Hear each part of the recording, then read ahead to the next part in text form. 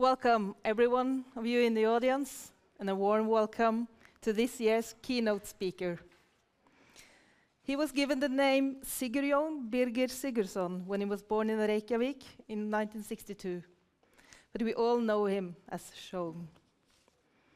When I studied literature at the University of Reykjavik in 1994, Sjón was the coolest guy in town. He had just published his highly acclaimed novel, Augun sáu mig, Your Eyes Saw Me, and we all wanted to be seen by Sjón. His nickname means sight, or in Norwegian, syn, and his first poetry, published when he was only 16 years old, was called Visions. During almost 40 years as a writer, Sjón has published around 25 books, both poetry and novels, some children's books, and a handful of plays and librettos. Most of them are widely translated. His most recent book, Moonstone, The Boy Who Never Was, deals with the Spanish flu epidemic in Iceland in 1918. Sjón is also responsible for this year's contribution to the art project Future Library. Sjón is also well known for his collaboration with Björk, for whom he has written a lot of songs. In the year 2001, he was nominated for an Academy Award with the song I've Seen It All, performed by Björk in Lars von Trier's Dancer in the Dark. The song is about Selma coming to terms with the fact that she is going blind. In 2005, Sjón was awarded the Nordic Council's Literature Prize, Nordisk Råds litteraturpris, for the novel Skuggabaldur, The Blue Fox, a spellbinding book that is part thriller, part fairy tale. The opening lines are, "Blue foxes are so curiously like stones that it is a matter for wonder. When they lie beside them in the winter, there is no hope of telling them apart from the rocks themselves." Again, it is all about your sight, what you see or not.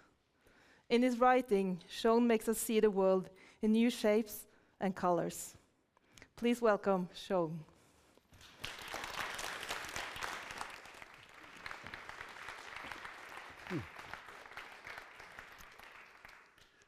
Good afternoon, and thank you all for being here for this keynote speech, which I have been asked to give here at the Lillehammer Literature Festival, the Norwegian Festival of Literature, Sigrid Undset Dagarna, or the Days of Sigrid Undset.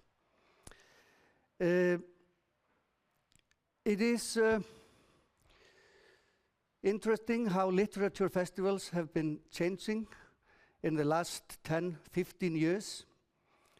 When I started going to literary festivals as a young, aspiring author, the program was usually a group of middle-aged men and older, quite drunk, sitting on panels, praising or degrading each other.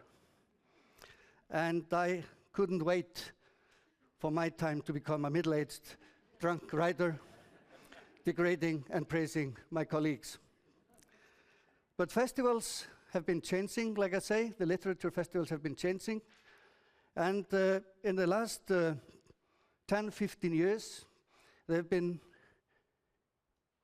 more and more going into the direction of being platforms for the most burning issues of literature, which is freedom of speech and the support of literature and its makers in all its forms all over the globe.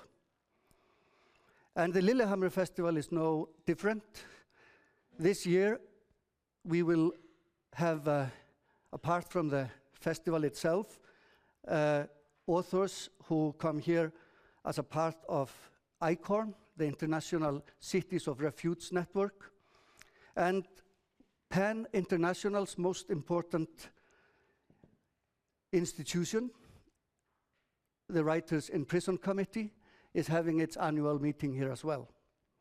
So the issues of freedom of speech and literature under threat and literature as a tool to make things better is really at the forefront. So I was asked to address the rise of nationalism and other elements in today's world that either push people apart or pits them against each other, and what role literature can play in opposing the ideologies of discord and hate. It is because of requests like this that I very seldom agree to give keynote speeches.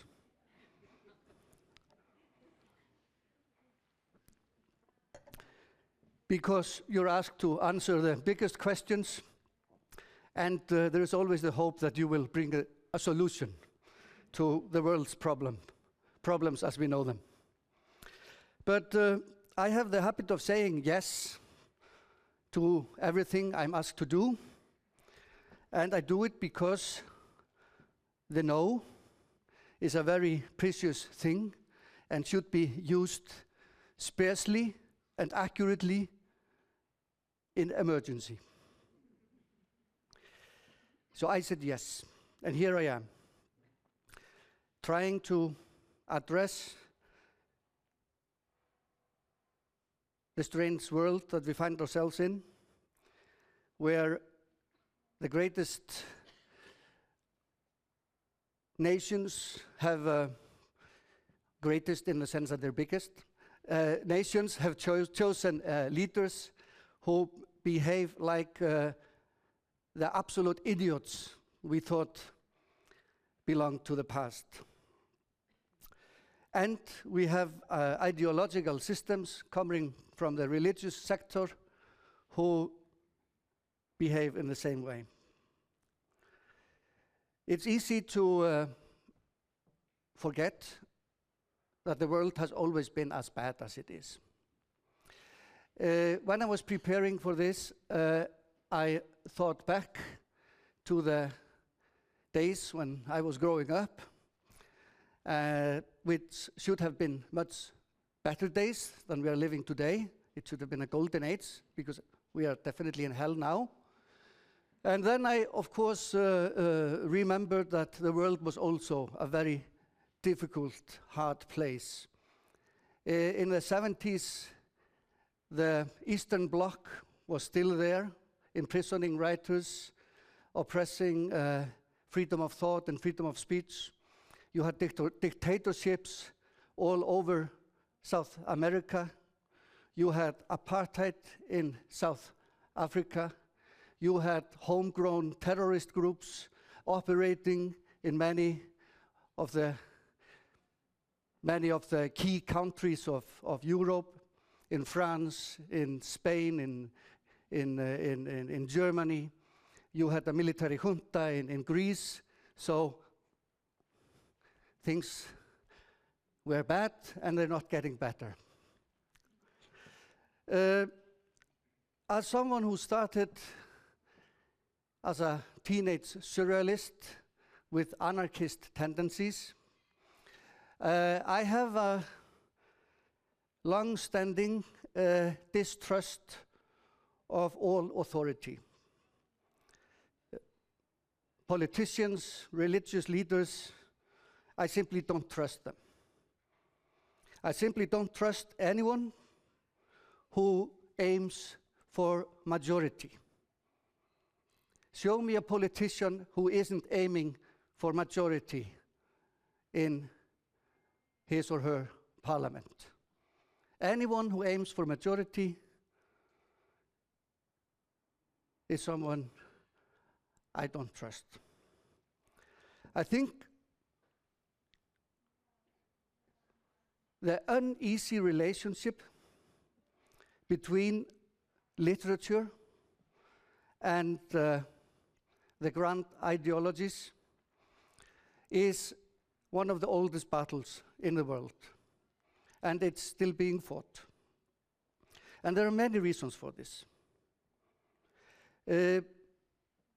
Politicians have, I think, rightfully I think politicians rightfully are scared of authors in one way or another. And they are scared of authors in one way or another because both rely on words. Politicians try to charm people with words. They try to win people over with words. They really become good politicians or effective politicians because of their way with words. And their goal is always, the majority is always to win people over. And they do it by promising compromise. They do it by instilling fear. And, of course, with promises. Then they see across the room a poet who is also working with words. But the poet is doing exactly the opposite. The poet is not trying to win anyone over. The poet is not compromising.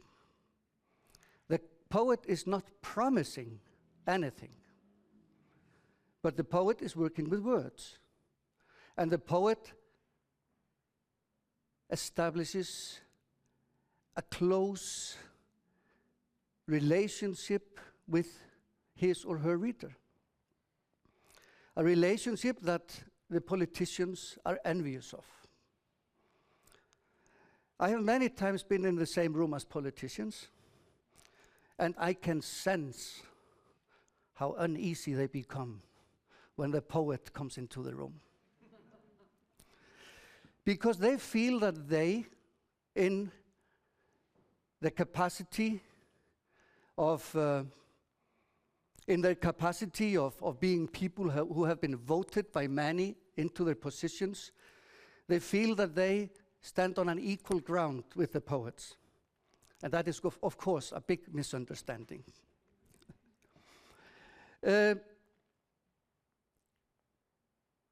One of the things that we are facing today with so many politicians, they are of course not all dictators and monsters.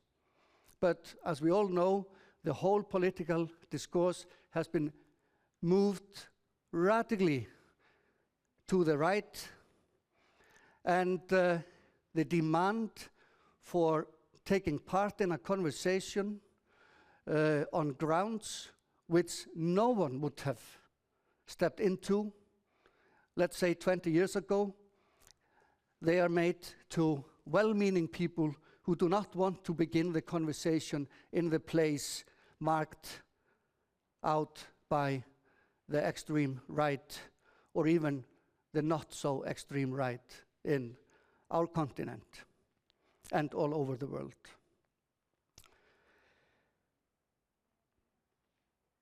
One of the key tools of politicians when they are winning us over is the nation concept. Nation as something homogeneous, as something with fixed ideals, with a past which is marked by victories and losses and sacrifices. This is what they're always protecting. A nation with borders, which of course is just a place that has been secured to secure access to resources. That is what a nation is. You've taken over the pond. You've fenced off the pond. So no one can drink or swim or bathe in that pond without belonging to the nation of the pond.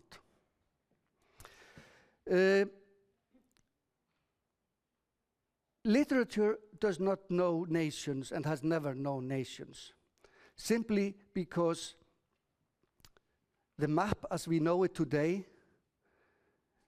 hasn't always been so. We are born in a place. That place, of course, is within the borders or boundaries of a given nation.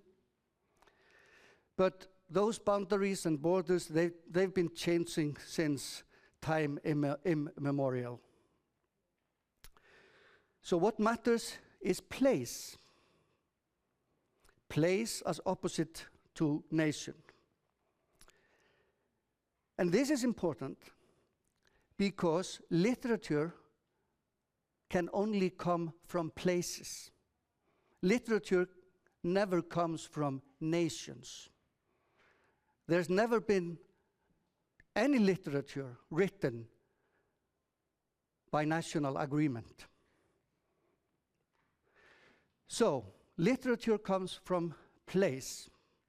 And literature is places sharing their stories and experiences across borders. So authors are really from places. They're not from nations. At core, I am not an Icelandic author. I'm an author born in Reykjavik. That's where I'm from. And when you start thinking about places, and in my case, cities, and in most cases, cities, today, then you have a completely different view on what creates literature. A place is a geographical location where people live. Where people live, stories are born. Because it seems that man, with language, with ability to talk, listen, and shape language into literature, oral, written, or whatever form it takes. It seems that we're born with this need, and we're born with a need to somehow make sense of our existence, and our existence is in a place. It's interesting to think about cities, as I said, in this context, because a city can be a place of many languages, of many religions, of many ideologies, of conflicting ideas. We completely accept that in the same city you can have a Yiddish-speaking population, a German-speaking population, a Czech-speaking population, if we just take Prague. And the same thing is happening today in our cities. Even tiny Reykjavik, the small place where I was born, is becoming a city with literature written in many different languages. Icelandic literature today is written in Icelandic, Arabic, Galician, Russian, Portuguese. And why? Because writers who use those languages as their literary tool live in Reykjavik, and some of them are Icelandic citizens. But that is not a requirement for being an Icelandic writer, I think. So this biodiversity that a city offers or a place offers, which so often is reduced by the concept of nation, that is the antidote to nationalism, and other elements in today's world that either push people apart or pits them against each other. It is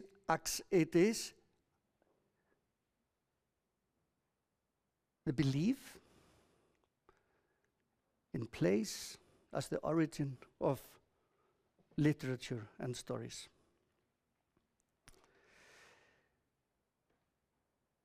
What the dictator does is to fix language. Dictatorships, totalitarian states, owners of your mind, like religious leaders, what they are mostly interested in is fixing language, is fixing meaning, is doing exactly the opposite of what literature does. Politics, with the extreme example of the dictator, are of course all for the simple solutions. We are living in a Europe now which is of course in chaos again. And what happens when life becomes complex is that we get politicians who start promising simple solutions to the complex situation. While literature thrives on complexity, thrives on acknowledging that human life is complex, imperfect, conflicted, and it will stay that way. And of course, what stories would we tell if there were no conflicts and no complexities? We would just be staring at the white page. And yeah, and that's a nightmare. So this uneasy relationship between those who want to control language and those who find it as their vocation to shape language, to work with language as a living thing, is very understandable, but also very sad.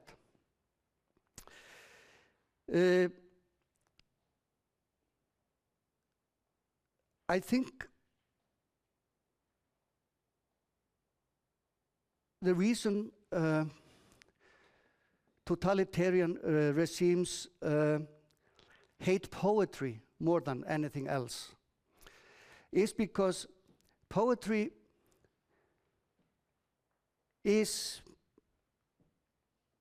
the art of using language at the very edge of what is possible to do or say with language.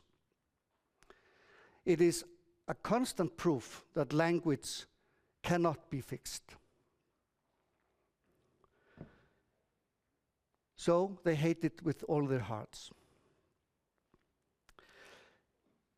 This complexity that the authors are working with is, as I said,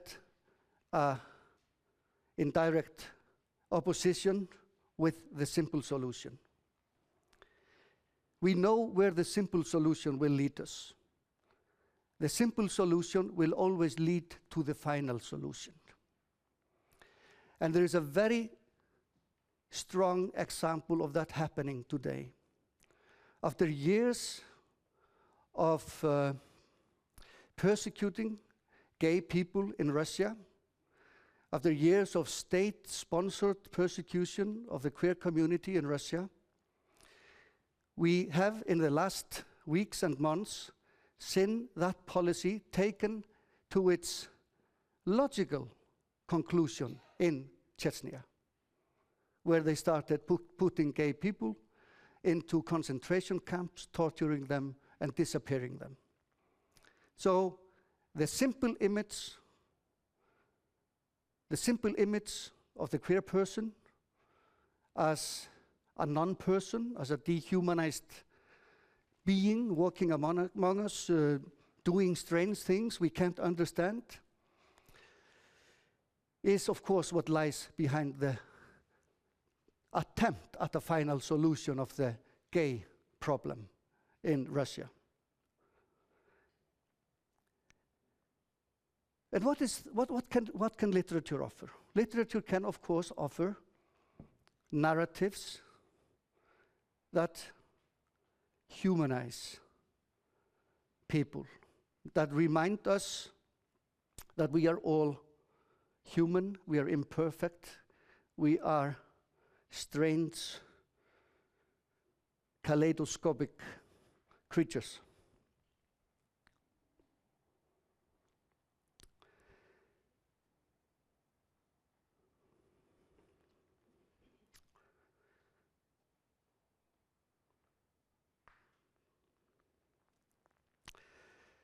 So, what I am proposing is that we just keep remembering that literature is the antidote to the simplified, dangerous, murderous world. It's interesting that the only good books about dictators are books about dead dictators. Those books are usually written by the people who suffered the cruelty inflicted by those dictators. And the really interesting thing is that in all those good novels about dictators, the dictators are humanized. We see them as human beings. So humanizing your torturer seems to be the best revenge. And the thing is that when you start working with literature, when you're practicing the art of literature, you cannot escape being complex. You cannot escape humanizing your characters. You cannot escape, in many cases, being a better person than you really are. Because I think literature, when it is practiced as art, and when literature is, when you give into what literature has to offer,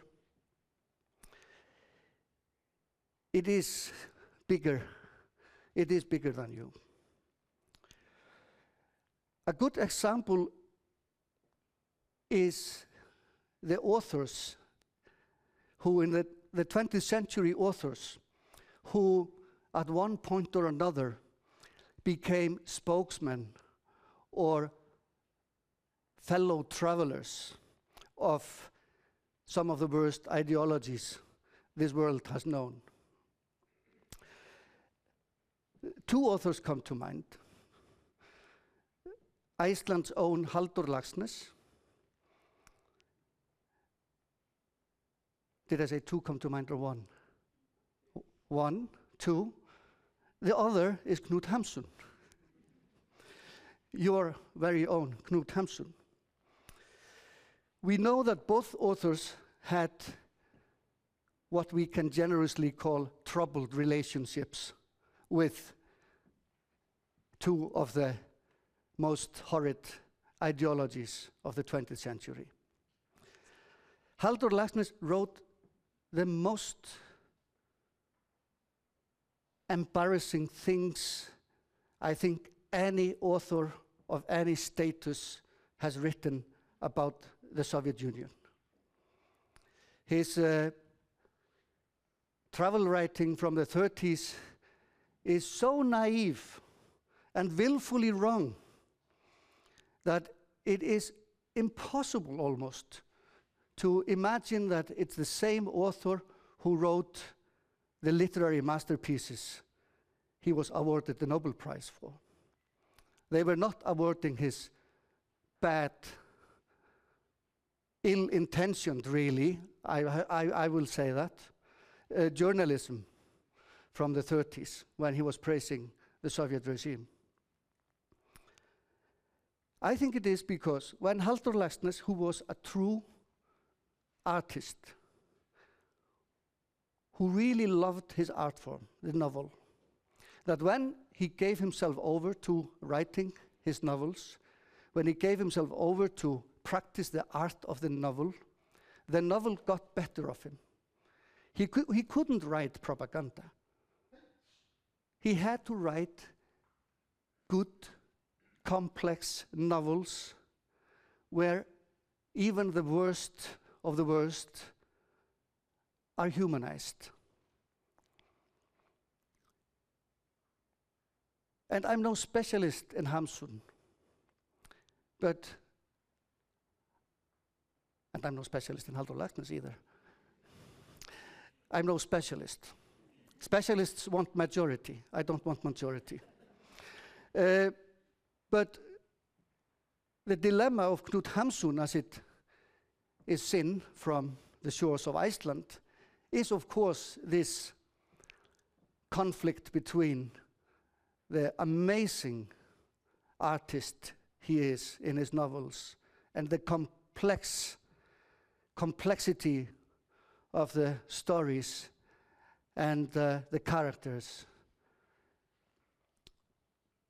opposed to the tragedy, or whatever you want to call it, of even paying attention to the bad ideology he did. So,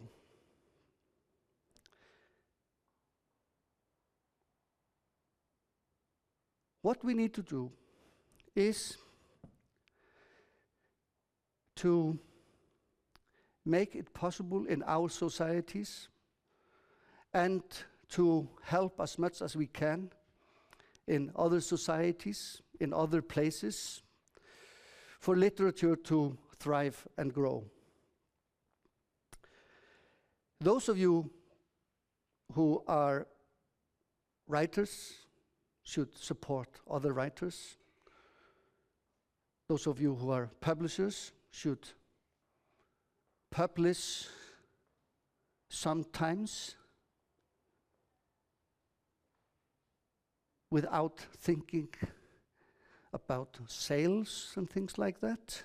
You should take on literature that seems to be going nowhere, because in so many cases you will be thanked 200 years later. And one of the most important things we can do today in our societies, in our places, is to support those who have come to our places from far away. It is, of course, fine and well to write newspaper articles and talk at public meetings and go on television and promote the good idea. But what matters most, I think, is that we get to hear the stories of the people themselves, of the people who are coming to our shores, coming to our places because of war, because of need. They have come here for a reason. And we will make them a part of our place, or they will make themselves a part of our place by being allowed to tell their stories.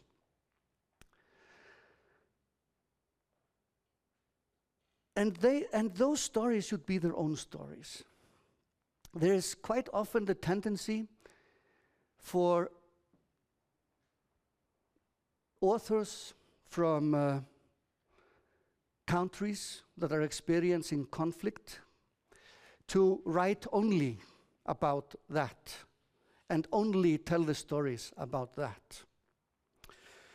But I am sure that a Syrian poet could do for us,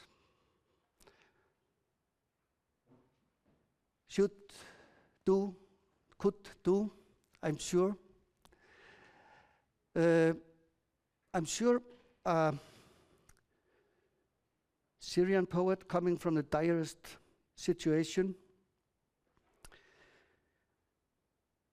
could pull off one of the most difficult tricks in poetry, and that is to describe the beauty of an apple.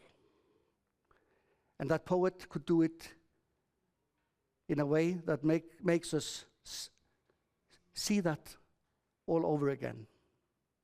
And that might be the most important contribution to the discussion of what it was to leave home in horrible circumstances. So we should in no way dictate anything. Dictating is for dictators. We should open the doors. We should make sure that in our countries, our places, our societies, literature is accessible to all.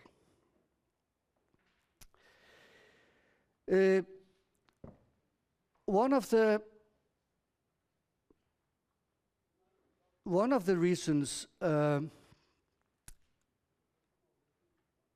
I think the nation concept has become important today, and one of the reasons it can be used again is that people are naturally afraid of their place in the world. And politicians play on that fear. They play on the most basic feelings that we have. The need for home, for shelter, for friendship, for access to food. They play on this. And they say that the only way we can secure this is by defining ourselves in a way that excludes others. But there are forces in the world which are slowly making the idea of the nation obsolete. And that is, of course, global warming and the climate change it is creating. We will get to a point where borders will just be abolished. Of course, it will take a lot of fighting and things like that, but climate change knows no borders. And climate change and the reasons for climate change are, of course, what is pushing it all. That is the big machine in the tank that is just rolling over so many decent things. And behind global warming, as we all know, is the Industrial Revolution. It starts with the Industrial Revolution. It continues with turbo capitalism, fueling the machines, and it's gotten us to the place where we are today. I recently, and this is about property, access to resources, which is on one level a very Western imperial idea. For example, a river, as an example of other ways of thinking about resources and property and our relationship to place is the river Wanganui in New Zealand. 2 months ago, this river was awarded the legal status of a person in New Zealand. The indigenous people had for decades fought for this river to be recognized as a person, as their ancestor, as their relative. And they say that they came from this ancestor, and that this ancestor has character, has a role in their society, and that they wouldn't be here without it. So, the river Wanganui today is a person in New Zealand. And this person has two guardians, two human spokespersons who act on the river's behalf in case someone tries to damage it, in case someone wants to have any dealings with it. It has to go through those two guardians, and if there are any legal doubts, if the river will be harmed in any way or another, those two guardians will act as a spokesperson for that river. This is, of course, a completely new way of thinking about place, thinking about our relationship with nature. And this is, of course, a very interesting case of how we interact with places through stories. The indigenous people in New Zealand, they know the story. They know the story that they come from this ancestor. And the ancestor is still there, you know. So, the fact that they have kept this story alive throughout centuries has resulted in this final victory of the river becoming a person within the Western legal framework. I think I'm coming closer to the end of this talk. When it comes to the complexity and understanding that literature brings, I'd like to mention that I am currently working on a novel about a young man who in the late 50s, early 60s, died from a cause. He died from a cause that he put his life and soul into. And that cause was re-establishing Nazism in Iceland. So this man, he dies at the age of 24, and he never sees the fruit of his work. In 1962, when he dies in the spring, later that summer, all of the founders of what we know as the neo-Nazi movement today came together in the Cotswolds in England and wrote the Cotswolds Declaration, which is the founding stone that all neo-Nazism in the world has stood on since then.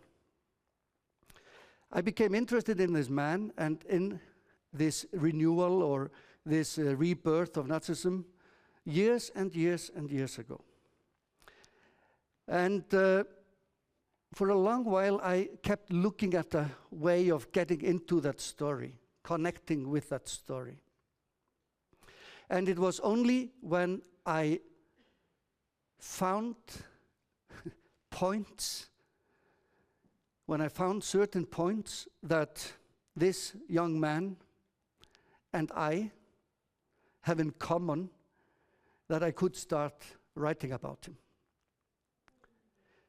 And this is what you have to do, and this is what your art as a novelist pushes you towards.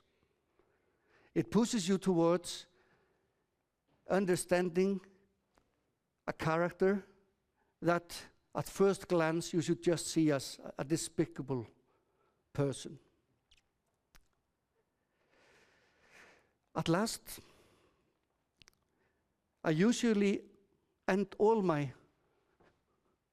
few public talks with a reference to Brekkukotsannál, or The Fish Can Sing by Halldór Laxness. At the very end of that book, the main character, Álgrímur, who has the gift of singing the pure tone and is given a task of going out into the big world to sing for the world, to allow the world to share in this pure tone. He's being taken on the ship that will take him from Iceland, and it's his grandfather and grandmother, who really aren't his grandfather and grandmother, but the people who raised him as an orphan. They're taking him onto the ship. And as he's leaving, his grandmother, who hasn't been named throughout the whole book, she says to him, remember, Álgrímur, that on your journeys, when you ever meet an old wretch such as myself, please give her my greetings. And that is, of course, what literature is about. It is about bringing greetings from grandmothers to other grandmothers all over the globe. Literature is an archipelago of grandmothers, sending greetings through writers, books, poems, reminding all of us that literature is first and foremost at the service of the most vulnerable. I said that I usually end all talks with this story, but I would like to end my talk today by sharing with you the most touching literary experience I've ever had, and that was in Hong Kong in 2013 at the Literature Festival. There was a program with a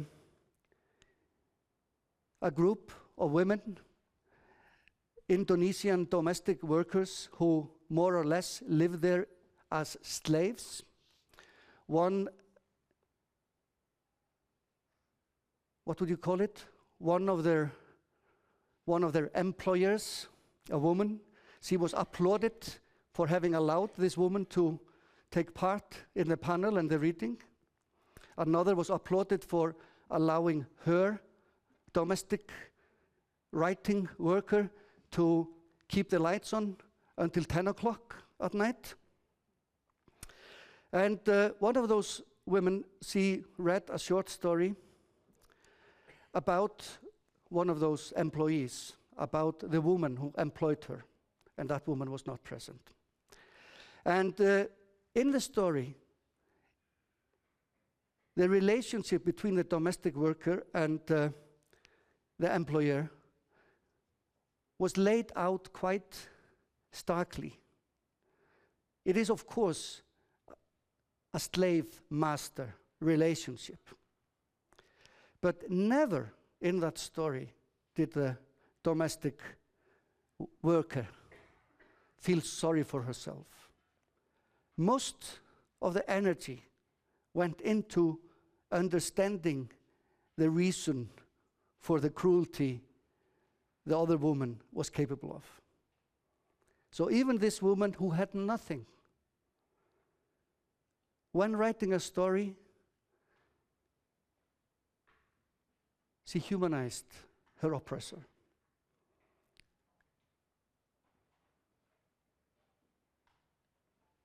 Thank you.